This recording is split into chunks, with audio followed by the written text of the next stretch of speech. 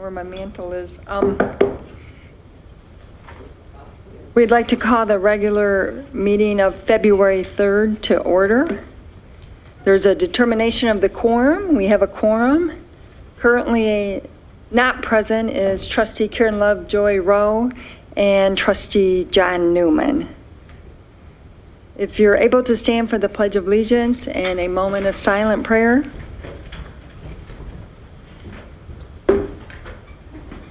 Pledge allegiance to the flag of the United States of America and to the republic for which it stands, one nation, under God, indivisible, with liberty and justice for all. You'll remain standing for a moment of silent prayer, please.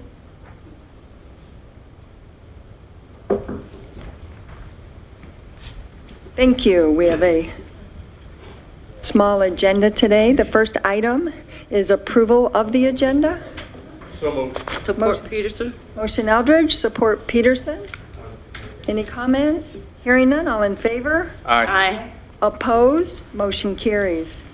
For the consent agenda, we have the minutes of the January 20th regular meeting and statements and checks for February 3rd. So moved. Motion Eldridge, Support Thornton. support Thornton. Is there discussion? Hearing none, all in favor? Aye. Opposed? Motion carried. Number 5 is the attorney's report. Mr. Winters? Madam Chair, I'll be very brief tonight. I did want to take a moment at least give, a shout out again to this township board as well as all members of the township community who came out on January 14th and January 28th for these public informational meetings this township board and administrative staff organized. I think it was very telling to see how many people were able to brave some of the worst weather in the month of January in terms of coming out just to be informed. And I really think that speaks volumes to the township's level of commitment in regards to being open with the township's residents as to what we know about the data centers and the plans to go forward to us at a site that is deemed to be totally unacceptable to the township, that being Textile Bridge Road. At the same time, I did want to take a moment and update the board on one item in regards to the so-called data centers. U of M held their so-called public meeting on Thursday, January 29th, and as was somewhat predicted during our meeting on the 28th, it was not really a meeting where you could hear a presentation, ask intelligent questions, receive answers. It was more like someone's phrase, like a science fair where you walked around and saw these posters and could maybe ask a question or two of someone standing at the poster board. Someone described it as being like a show and tell. But there's one issue also that still bothers me because it's not true, it's not factual.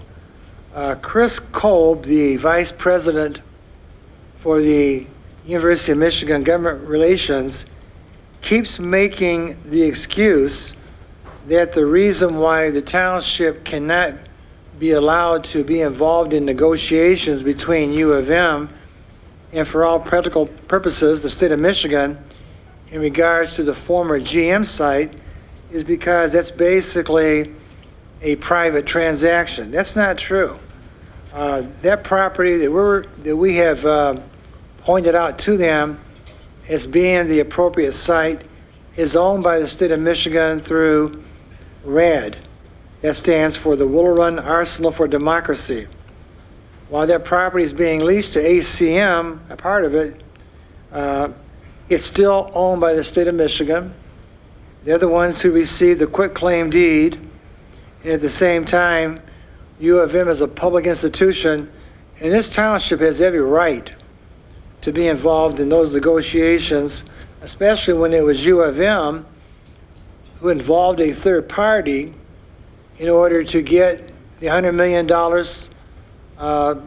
subsidy from the state of Michigan to begin with. That third party I'm referring to is Ann Arbor Spark.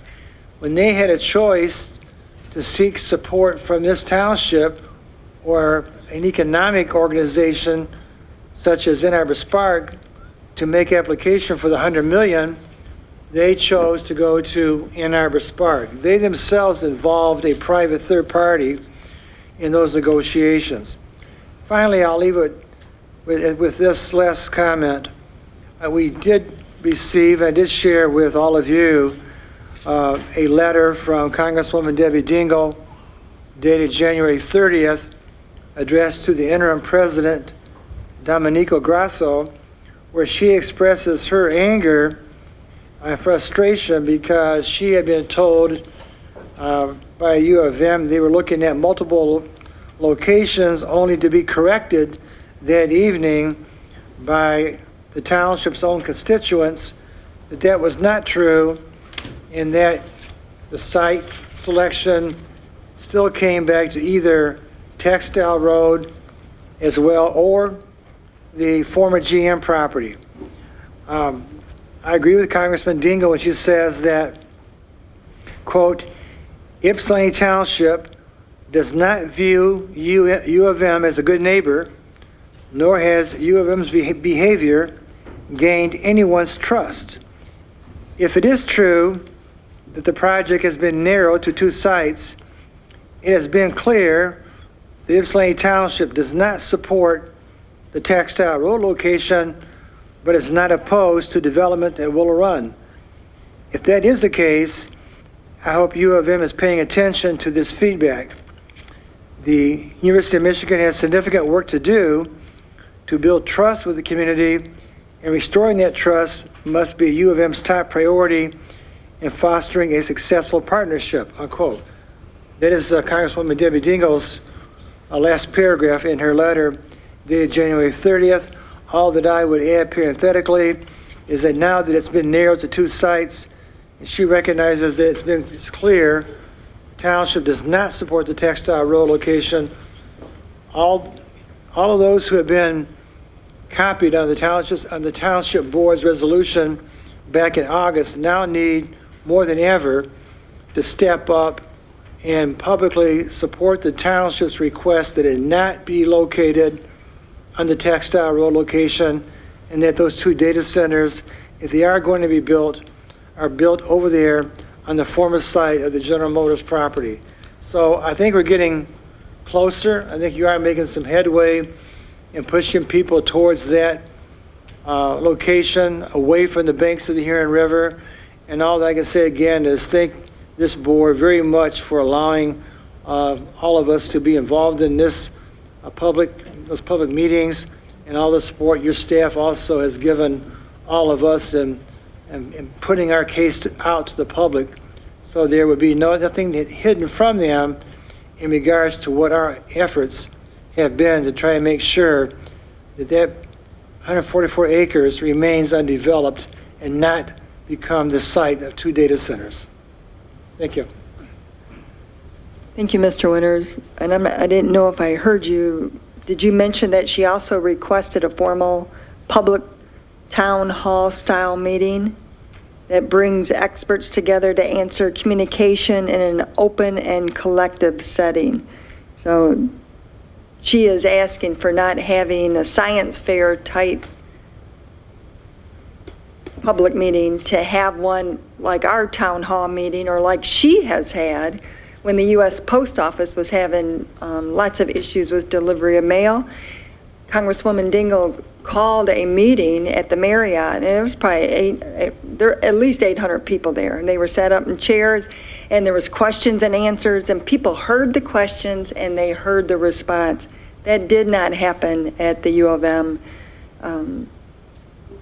science fair style event. So I also really appreciate Congresswoman Dingell coming out, because she can make a difference, and I think her letter will make a difference. I received a text today from one of the county commissioners, and they said they're going to bring to the county commissioner the request to move it from the Textile Road site. So It's very good news. So, I mean, it's been a lot of work, Mr. Winters, all the time that you've put into it and the people who've assisted, but I think there is hope to move it off the banks of the Huron River to another site, either not in Ypsilanti Township or to another site. But we can't give up. We got to keep pushing and keep bringing it to the attention. And we need the environmental groups to go on record and support the township's position, the residents' position, that it not be on the banks of the Huron River. So we'll keep pushing, and I want to thank every resident and board member that our board members tried to get in. They couldn't get the registration filled up too quickly, so our board couldn't, all of our board members could not get in, but the residents that attended, they were so cool. They were so knowledgeable. They were asking the right questions. They were tough questions, which is what local government often hears. But I don't think the University of Michigan, who were in front of their boards, expected the great questions that our residents asked and demanded answers. And Congresswoman Dingell heard it, and she responded. So let's keep pushing. We can make a difference. We already have, but we have to keep, we cannot let up. And just great thanks to all the residents that took the time to come out to our Wednesday meeting and the Thursday meeting at the Marriott. So if we have to call another one, we will. Once we get any more information, our goal is to keep this open dialogue on what the University of Michigan is trying to do in our community. So thank you, Mr. Winters. All right, under new business, we have approval of PASC photography to videotape Board of Trustees meetings in the amount of $300 per meeting, which is budgeted as a pilot project. So moved. Motion Eldridge. Support. Support Thornton. Discussion? Yes, Madam Chair. Yes. Madam Chair, in the past, when we have done pilot program, I noticed, let me first say that I hear by taping, we're getting a great response from the residents. So it's not to shoot it down. But in the past, when we've done a pilot program, we had put a date when the pilot program will end. Now, that doesn't mean they haven't came back and got an extension. Right. But I think out of fairness, there's numerous other people, well, not numerous, a couple of people have had pilot programs. It's so important to put a date when in that contract. Right. And I would like to do a friendly amendment to those who voted down there, that we would do 6 months and review it after that. The motion was made by Eldridge and supported by Thornton. Do you accept that friendly amendment? Yes. All right. Thank you. It's a good point. My apologies. I should have put that in the memo, and I didn't do that this time. Madam Chair, Yes. I Trustee would Thornton. like to make a friendly amendment to allow our IT department to support having board meetings that are Zoom related, Zoom or live stream? live streaming. That's actually my question. Yeah, it was a second amendment, and I have to ask the makers of the motion, and then, yeah. Madam Chair. So, wait a minute, Okay. wait a minute. There was a motion to approve it. The first motion to amend was by trustee Peterson, and that was accepted. And then the second one is to look at live streaming to add to this motion. So when you vote on it, those two amendments would be part of it? Okay. Madam Are we Chair. clear? Madam Chair. Trustee Peterson? Because there is two amendments, are we taking those two amendments separate?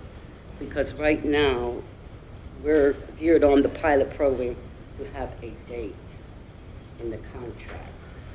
So how are you going to amend? I was gonna put them both in. You're putting them in, but are they voted on separately? When we vote on it, we could vote separately or put them Because together. because on the agenda, it is just about videotaping. Right. With the photographer.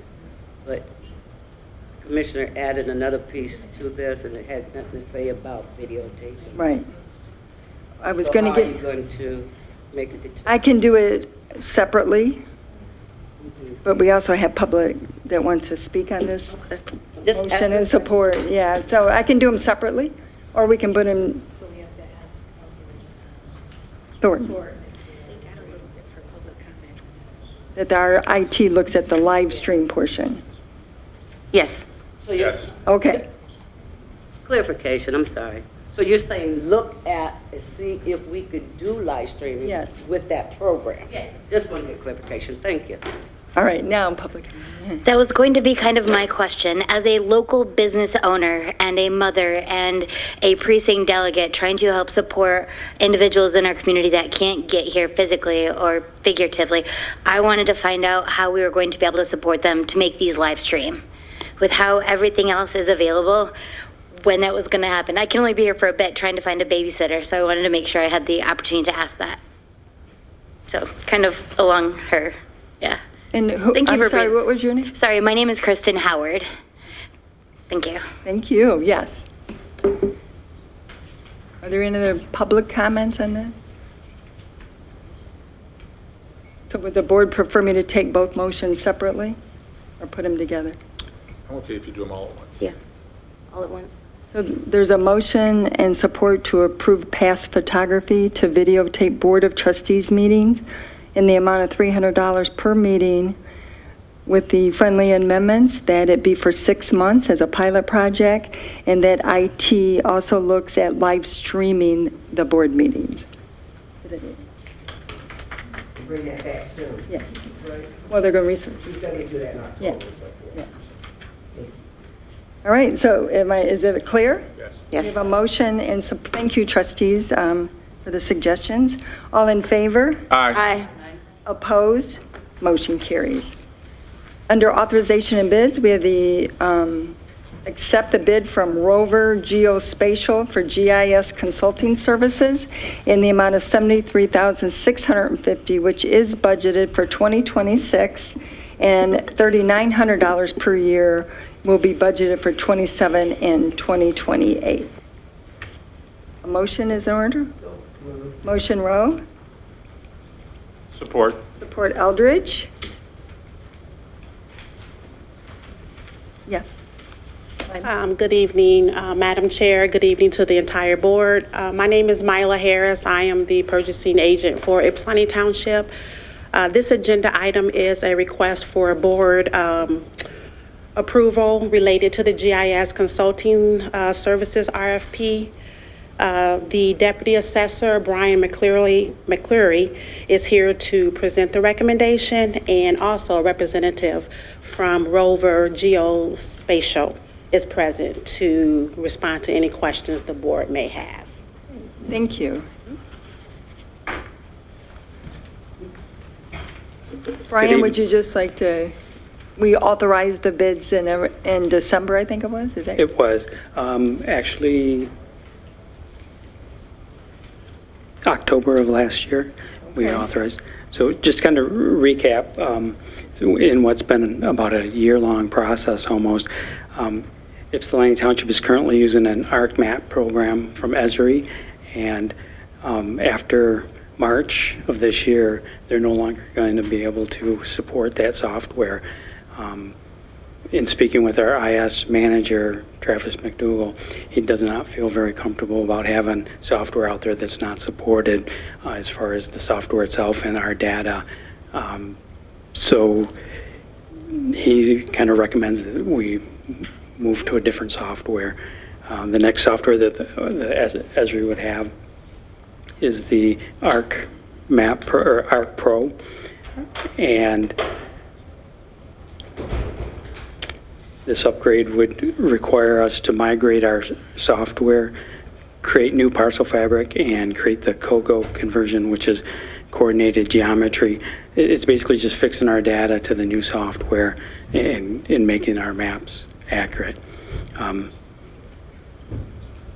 So basically the RFP, these bids, through this process, we've, from October till now, we received 15 bids, and Planning Director Mark Yandrick and myself reviewed those bids, and as described in our memo, basically how we analyzed, and we came to that we felt that Rover Geospatial was the best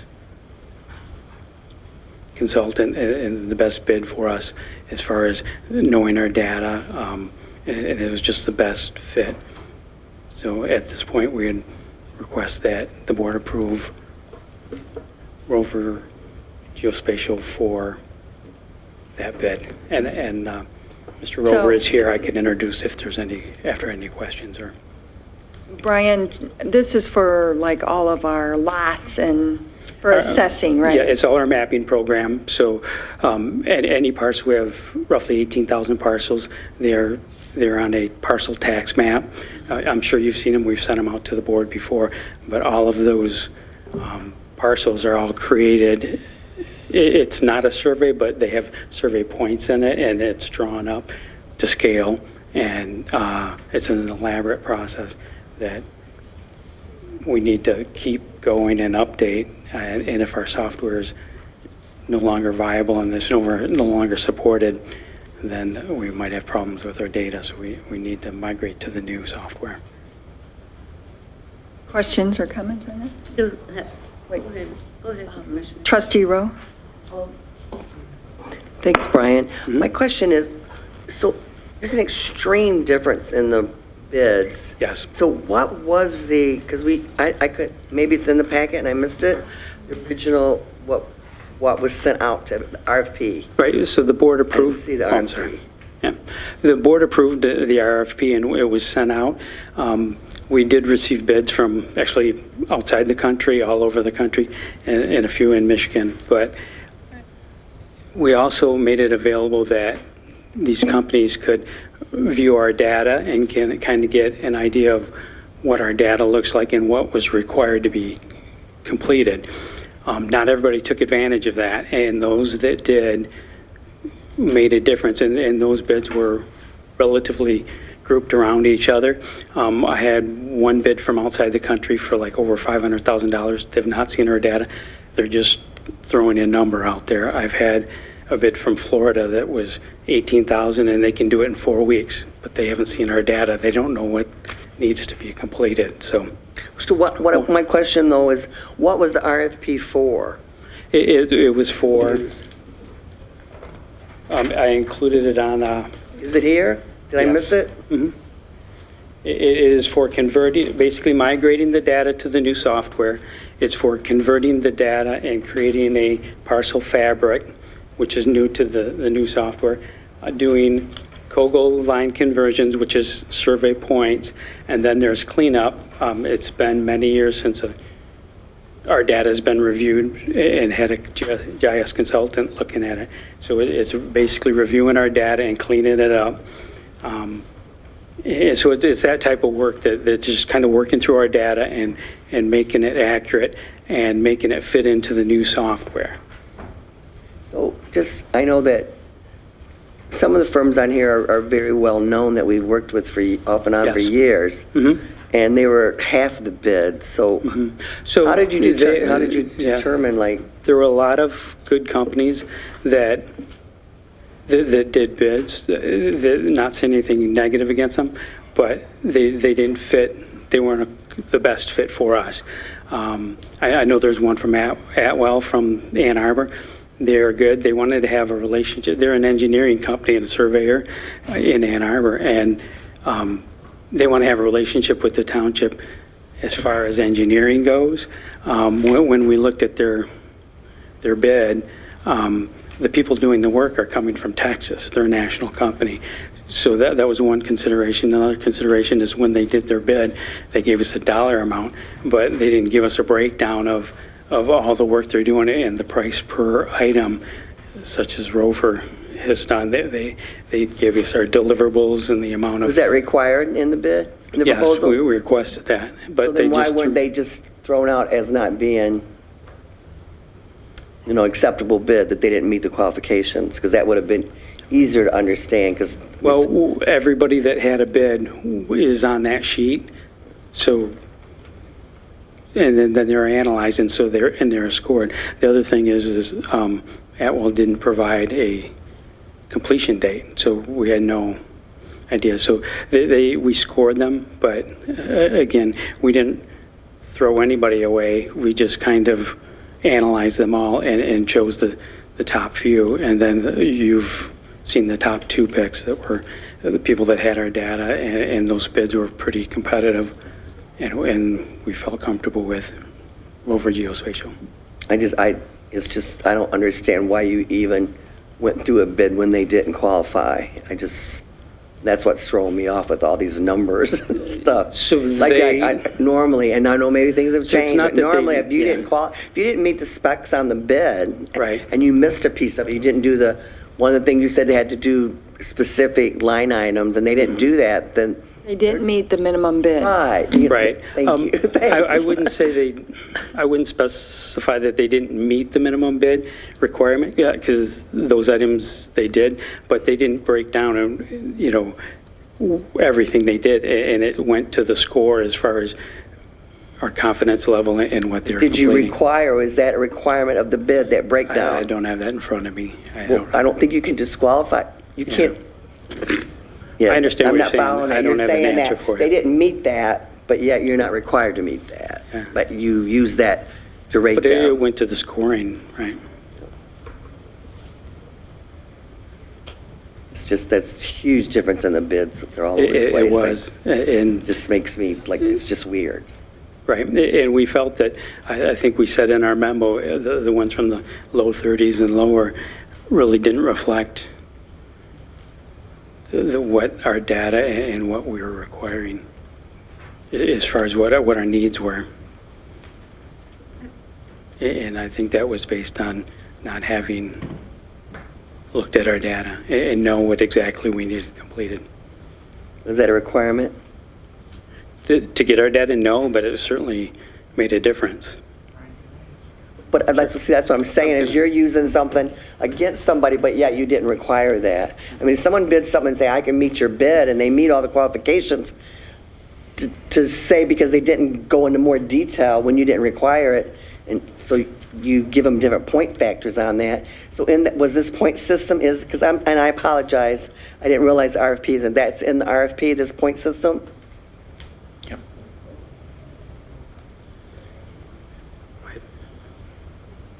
So, Mark Sorry, Yandick, and you are? Mark Yandick, Planning Director.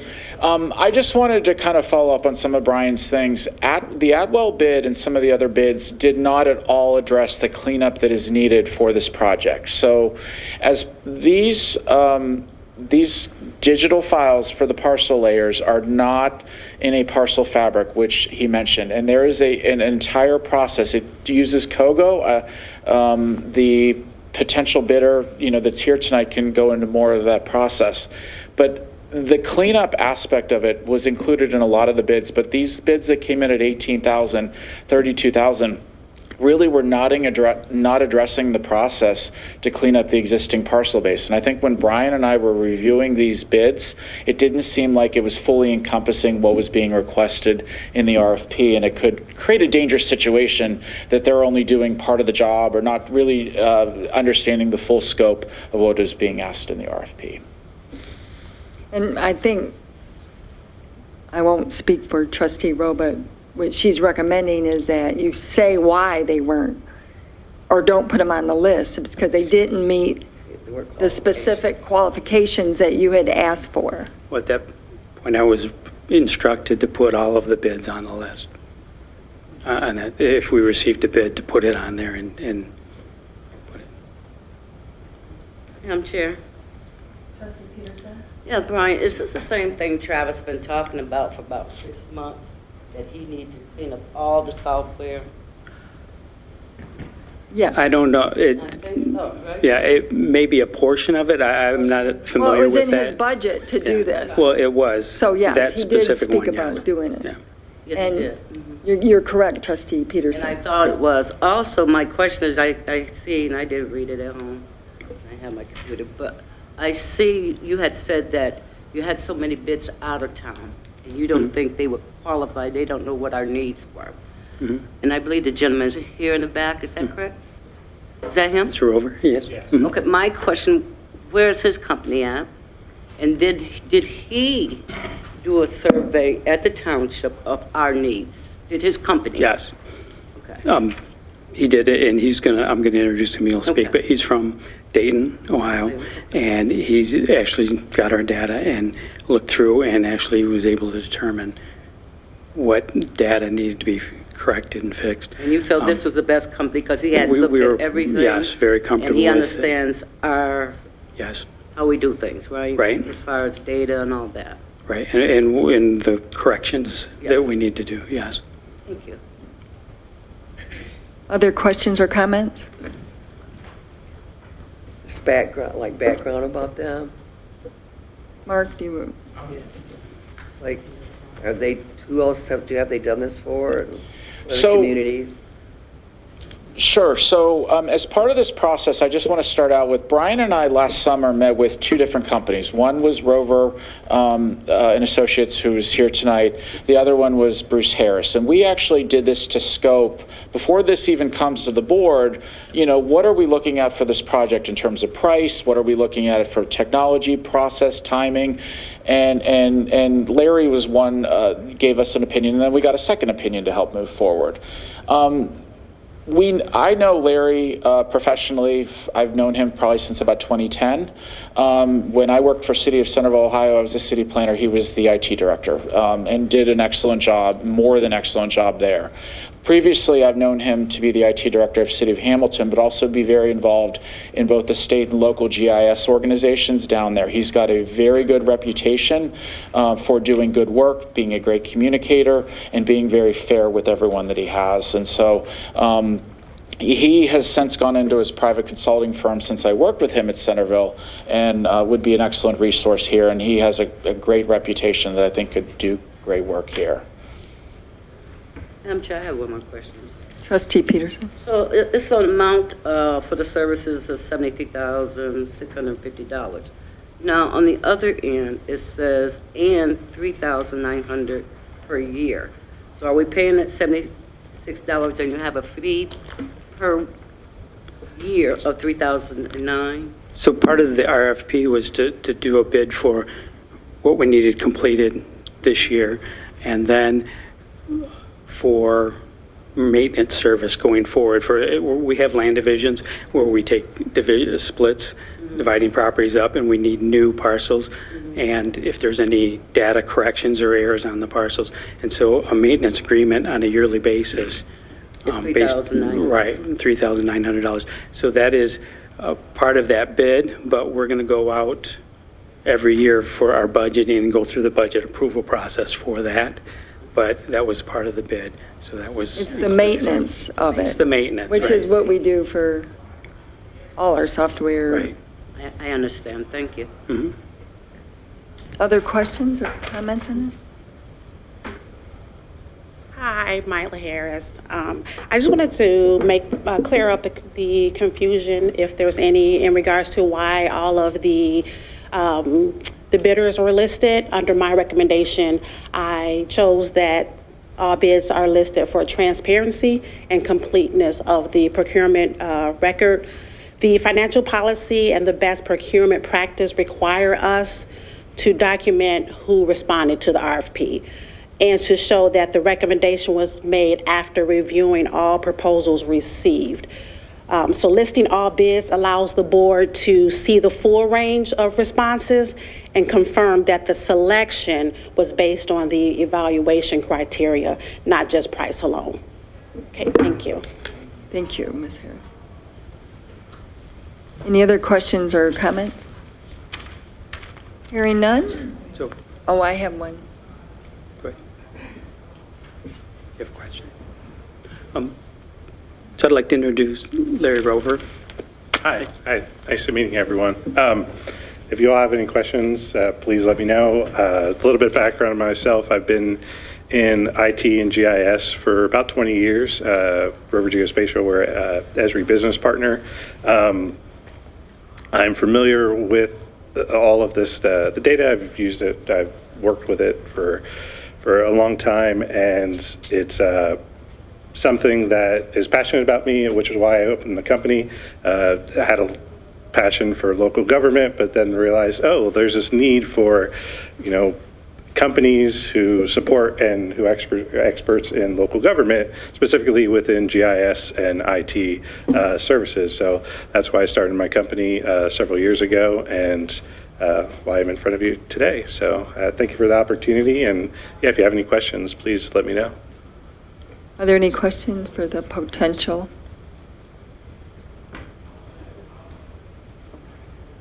All right. Thank you again, And, appreciate it. my only request is the contract be reviewed by Attorney Winters.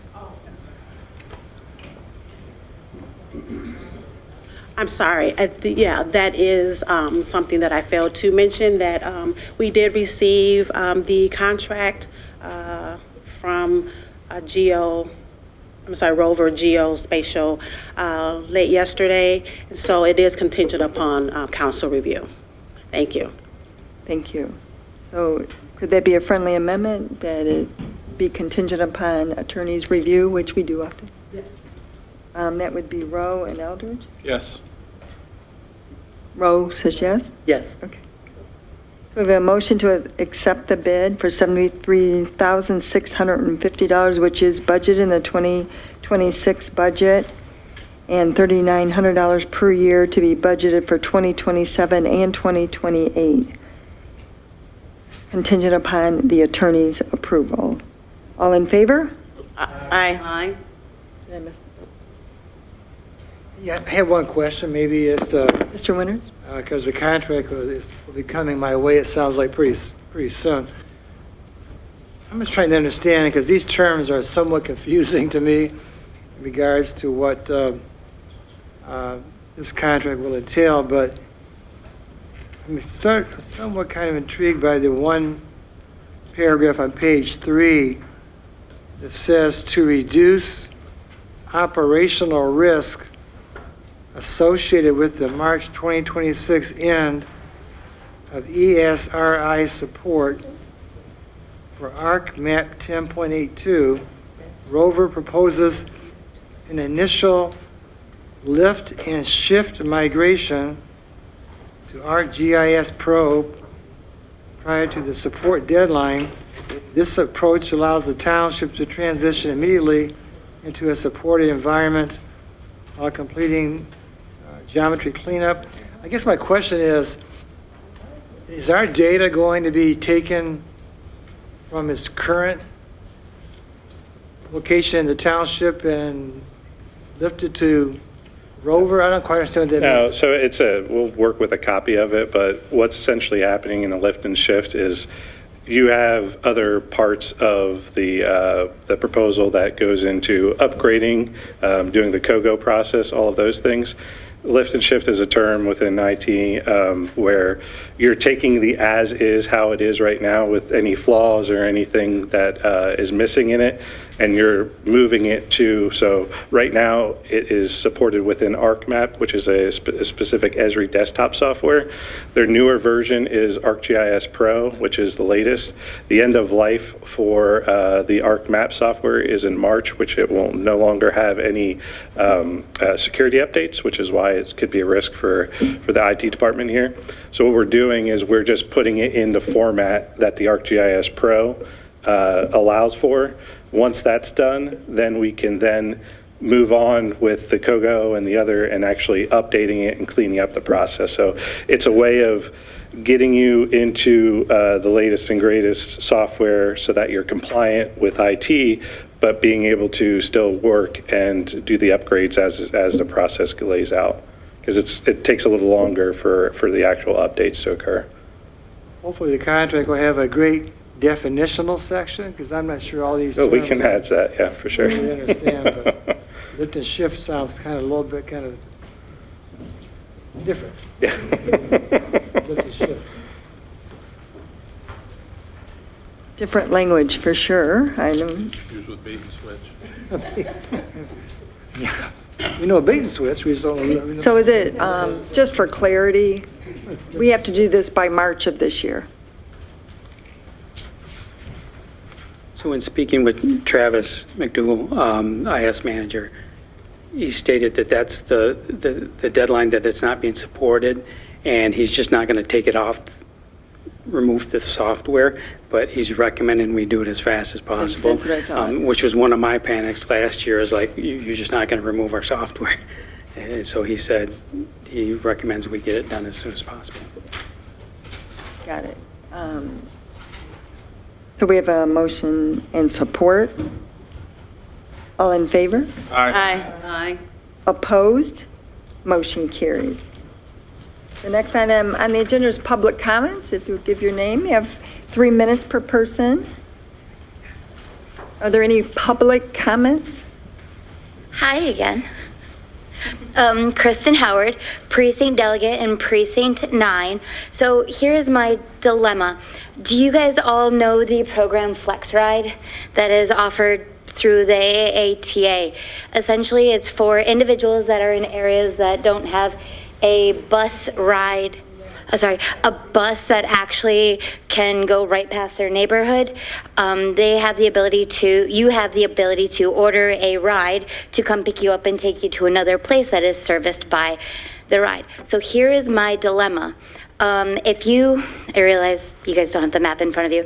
Right now, the program I'm looking at for the Flex Ride East covers everywhere in Ypsi Township, from Hitchingham to Rawsonville, all the way up to, it looks like 94 down to Bemis. My dilemma, including a half of my precinct, of precinct 9, is everywhere from Munger to Hitchingham is completely left out. So precinct 6, precinct 9 and 10, their entire section is left out. So if there are kids that are over in West Willow, Ford Road, that area, that want to go over to Rolling Hills Water Park, they order the ride, they get taken over to the water park, they're kind of stuck. They can't get home because that program won't pick them up. What I'm asking you and your help today, how do we resolve that? I realize you guys don't have the opportunity to tell AATA what to do. However, I would love your support in making that happen. There are many individuals in my community that are kind of stuck, especially in our condos with older residents, and I'm sure they'd love the ability to go out to other places if we had those services available. Thank you. Hello there. Is that good? Usually taller for me. Hi there, Andrea Pierce, 1188 Juneau. I'm also a precinct delegate over at By Galt Village. I'm come to talk about 2 things. I'm going to make it kind of quick because, yeah, I only got 3 minutes. I'm here about the data center. Obviously, I'm concerned that I'm reading, and I went to the community, I don't know if you can call it community, it was more or less U of M's Los Alamos Pony Show. They had their little play cards up and everything, and they told us what they wanted us to hear. But one of the questions that was asked is, will there be nuclear weapons? And the answer was yes. There will be nuclear weapons. That is a priority, that they are going to be researching and constructing nuclear weapons in Ypsilanti Township. Now, I've been reading newsletters and papers and everything and articles that are coming up now that I'm more concerned now about nuclear weapons. And I'm finding out that U of M and Los Alamos are now neither confirming nor denying that they will be producing plutonium pits, which go with the nuclear weapons. Okay? So when they say neither confirm nor deny, that means they're doing it, or they're planning to. It's always been that way in my book.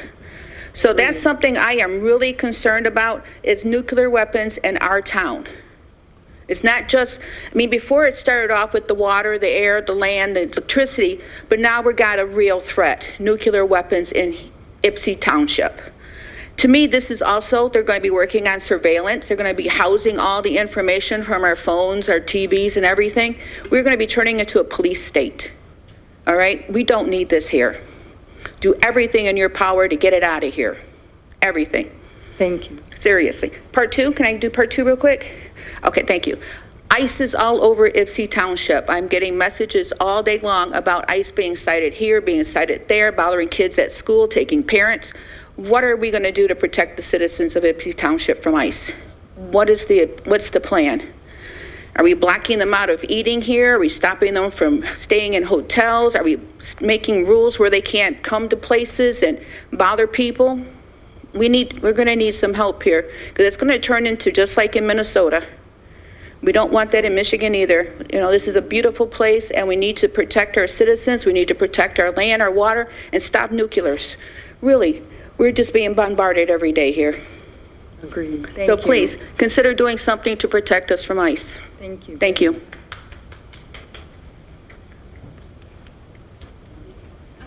Well, that's a hard act to follow. My name is Dirk Mayhew. I'm from Ann Arbor. Thanks for letting me speak, Ypsi Township Council. I'm here tonight because I'm very involved with elections. I've been on board of canvassers. I've worked with Elections Commission, precinct chair, all that kind of stuff. And a bunch of people, a bunch of my friends, asked my opinion on ACLU attacking your local clerk. So I got a lot of opinions about that. And if ACLU were here, I'd tell them, you're doing it wrong. Like, that's not helpful. If you got an issue, you know, elections are big, complicated machines. There's always stuff that gets sideways, and there's always room for improvement, but you pick up the phone. You don't blow things up in public before you even know half the stuff you're kind of vaguely accusing. Anyway, that's the ACLU. To y'all, you know, it's not the problem. It's like, what do you do about it? What I'm doing about it is I'm here tonight to say, please join with the rest of the clerks in combined early voting. It's cheaper to team up with the rest of the clerks in the county. It's easier, it's less work, many hands make light work. And most importantly, and this is why I'm here, when things go wrong, your clerk isn't twisting in the wind, playing solo defense. We're all in it together. All the townships teamed up. It tends to, you know, many eyes on the thing tends to help, but just the idea that you can single out one person in a big state, 10 million people, and 1,500 clerks or something, and then make a press conference about that and erode people's faith, not just in that clerk, but in the neighboring communities, erode faith in the election itself. Super unhelpful, and I think we need to team up, and that's my plea to you is please consider joining with the rest of the county for the 9 days of early voting. Very burdensome on the clerks. Again, lots of stuff to do. It's less work, less money, and when things go wrong, because they do, you're not on your own. Thanks. Thank you for your comment. Are there any other public comments? Jeremy Haley, resident. Thank you for your attention to the data center. I know it was wild in the beginning. Now it's kind of come to some sense of what's going on, which is we know nothing. The other question is the redesign on the courtroom, the entrance. As a person in a wheelchair goes up the ramp, they go to push the button. Which way does that door open? If you're on the inside, I believe it opens to your left, right? So the person in the chair is literally sitting in front of the door as it opens. So I saw a person standing between the door frame and the edge of the concrete. It's only one width of a person wide.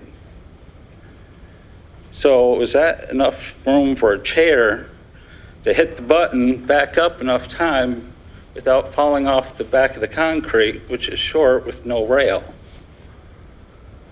And this, or going down the set of steps backwards. I'm just saying, I keep looking at it going, who designed that? Question. Thank you. Thank you. We'll look into that. So is there any other business? Hi, Regina Kudla, and I just want to thank you all again for all the hard work and the meetings and everything that you conducted with the public. And I want to say that it was just brilliant the way it was recorded, because then we could really get it out there and get it passed on to people who needed to hear our side of the story. So thank you very much. That was great, great work. Thank you. Are there any other public comments? Hearing none, there's no other business. Are there any board member comments? Hearing none, a motion to adjourn? So moved. Motion Eldred? Support. Support Thornton. All in favor? Aye. Opposed? Motion carries. Thank you.